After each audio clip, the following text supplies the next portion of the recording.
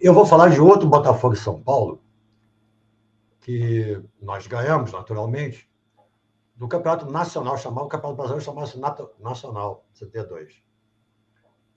E vou falar o porquê da importância desse jogo.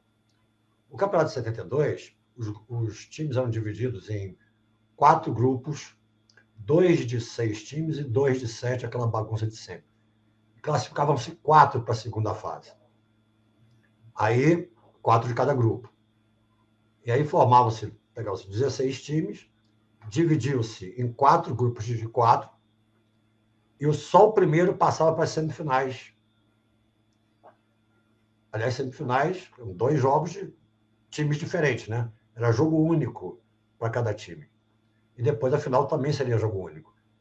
Por que eu estou falando que esse jogo contra o São Paulo, que eu vou descrever aqui, era importante? Primeiro tem que falar de antes do jogo, né?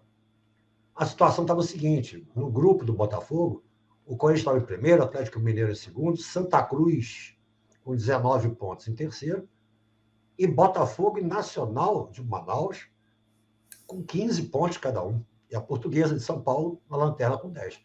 Quer dizer, o Botafogo estava disputando com o Nacional uma vaga de classificação.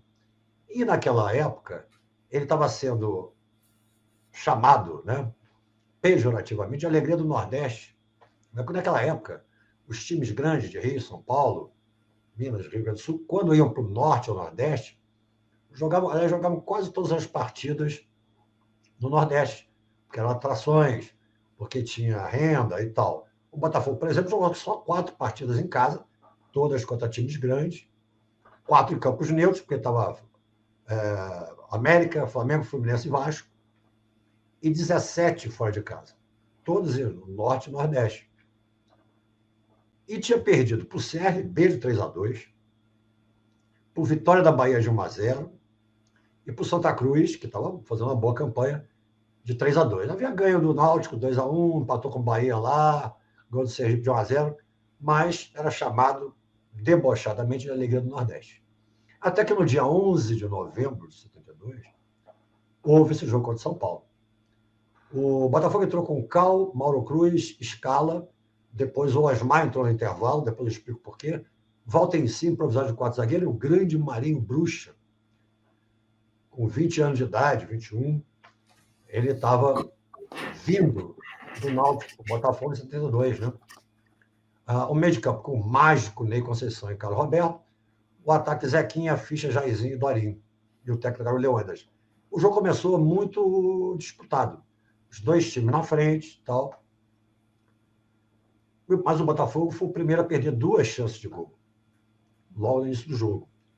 E aos 11 minutos do primeiro tempo ainda, o Ficha dá um bolão para o Marinho cruza alto, bem alto para a área.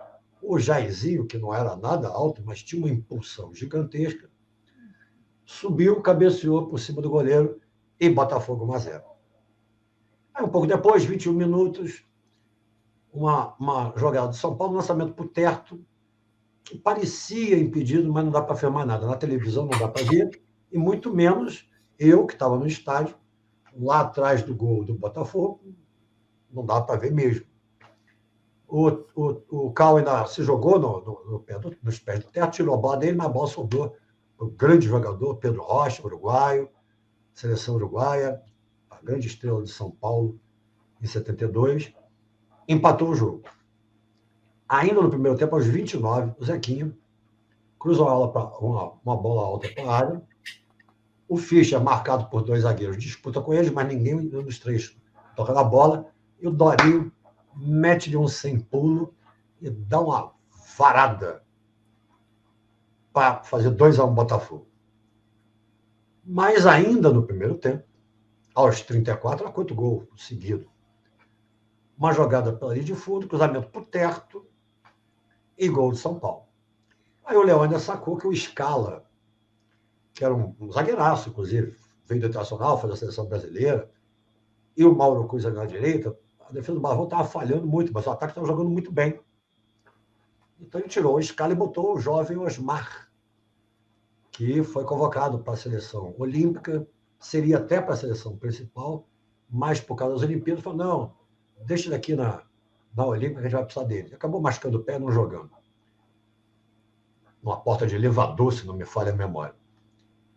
Então o Osmar deu mais estabilidade para a zaga.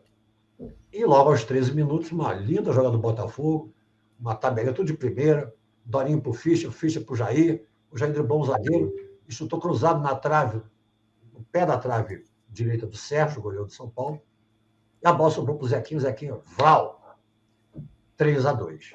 Botafogo 3-2, saindo um pouco do sufoco, né? Porque a vitória valia 2 pontos, né? Valia 2 pontos, mas embalou o Botafogo. 4 dias depois, adivinha, 15 de novembro de 72, o que foi que aconteceu, meu Deus, em 15 de novembro de 72? Metemos 6-0 no Flamengo, uma exibição de luxo, mas isso é uma outra história para a gente contar depois. E na próxima rodada, jogaremos contra o Fluminense, jogamos contra o Fluminense e ganhamos de 2-1, quer dizer, 3 vitórias seguidas. Aí a coisa melhorou. O Botafogo foi a 21 pontos, passou até o Santa Cruz, que estava com 20, e se distanciou bem do Nacional, que ficou com 16. E aí, faltando 4 rodadas, o Botafogo 5 pontos na frente, ficou mais folgado, mais tranquilo, fez besteira depois, perdeu o Ceará para o América Mineiro, mas já estava praticamente classificado, né?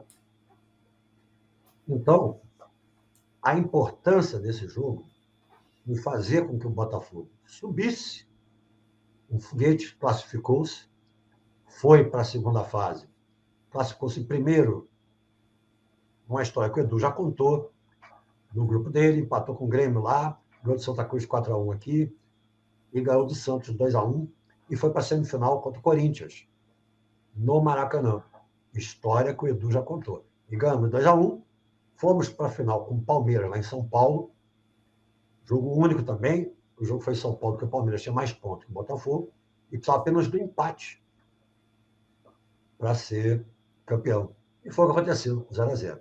Mas esse jogo contra o São Paulo, 3-2, acabou com aquela historinha de alegria no Nordeste.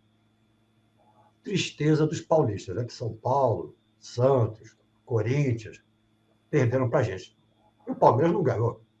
Não ganhou nem no turno, porque na primeira fase todos os clubes jogavam contra todos os outros, embora fosse de grupos diferentes. E nós empatamos com o Palmeiras 2-2 da gol do Fischer. Na final, empatamos lá de novo de 0-0.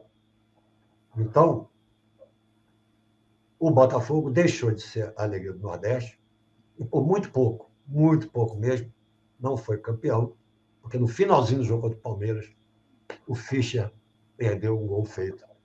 Mas isso é outra história. Eu queria falar sobre Botafogo e São Paulo, porque foi ali que o Botafogo, em 72, partiu para cima. Se classificou e melhorou muito suas atuações. Basta dizer que o jogo seguinte foi aquela chapuletada de 666, the number of the beast, dos nossos adversários rubro-negros. Tá certo?